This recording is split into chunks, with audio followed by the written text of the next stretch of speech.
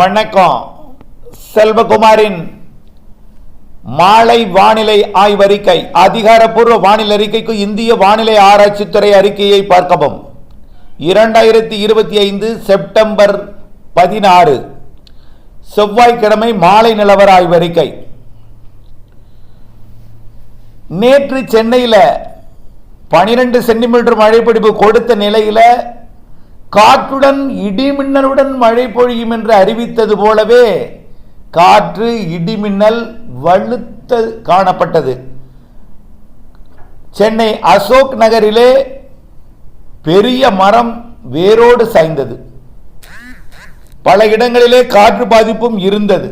இந்த நிலையில இன்றிலிருந்து எதிர்பார்க்கக்கூடிய மழை எங்கே எப்பொழுது மேக வெடிப்பு மழை பொழிவிற்கும் வாய்ப்புண்டு. அதாவது ஒரு மணி நேரத்தில் 10 சென்டிமீட்டர் மழை வாய்ப்புண்டு. வரக்கூடிய 22ஆம் தேதி வரைக்கும் மழை இருக்கிறது. இந்த சுற்றின் மழை என்று நீண்ட கால அறிக்கைப்படியே 22ஆம் தேதி வரை இந்த சுற்றின் மழை. இன்றிலிருந்து எங்கெங்கெல்லாம் மழை, இன்று எங்கே, நாளை எங்கே, நாளை எப்பொழுது தொடங்கும், வரக்கூடிய நாட்கள் எப்பொழுது தொடங்கும், எங்கே மழை பொழிவு விரிவாக பார்ப்போம்.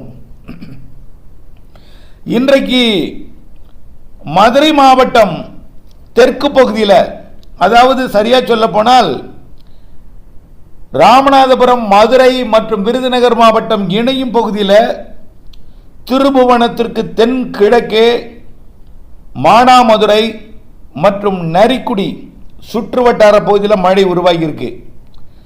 இந்த மழைப்பொழிவு அப்படியே கிழக்கு நோக்கி முன்னேறி இன்னும் நிறைய இடங்களில் உருவாகியிருக்கு. பாருங்க, பொறுத்துருங்க.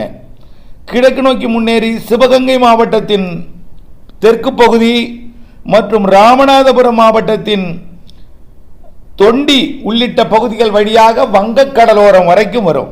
இதில் என்னென்ன பகுதிகள்லாம் அடங்கும்னு பார்த்தீங்கன்னா பரமக்குடி, இளையான்குடி மற்றும் மானாமதுரை, காளையார் கோவில் மற்றும் அப்படியே கடலோர பகுதி எல்லாமே, தேவிப்பட்டினம் மற்றும் திருப்புணவாசல், தொண்டி, மணமேல்குடி வரைக்கும் நல்ல வலுத்த மழை பொழிவை இந்த இடத்துல உருவாகி இருக்கிறது வந்து கொடுக்கும்.